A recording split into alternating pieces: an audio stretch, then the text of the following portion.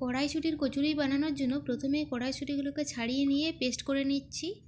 আদা আর কাঁচা লঙ্কা আলাদা করে পেস্ট করে রেখেছি। এবার একটা মশলা তৈরি করে নিচ্ছি।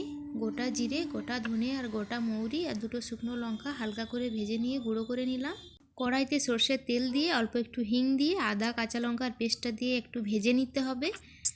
তারপর মটরশুঁটির পেস্টটা দিয়ে লবণ দিচ্ছি, চিনি দিলাম আর যে মশলা গুঁড়োটা করে রেখেছি সেটা দিয়েছি। তারপর বেশ ভালোভাবে নেড়ে চেড়ে জল শুকিয়ে পুর তৈরি করে নিতে হবে। এবার ময়দার মধ্যে লবণ দিলাম, চিনির গুঁড়ো দিলাম, ঘি দিয়ে দিচ্ছি ময়ান হিসেবে। তারপর উষ্ণ গরম জল দিয়ে বেশ ভালো করে ডোটা তৈরি করে লেচি কেটে আর পুর ভরে বেলে নিচ্ছি। এরপর গরম তেলে কচুরিগুলো ভেজে নিয়ে তুলে নিচ্ছি। ফুল ভিডিওর লিঙ্ক ডেসক্রিপশন বক্সে দিয়ে রাখছি, চাইলে দেখে নিতে পারেন।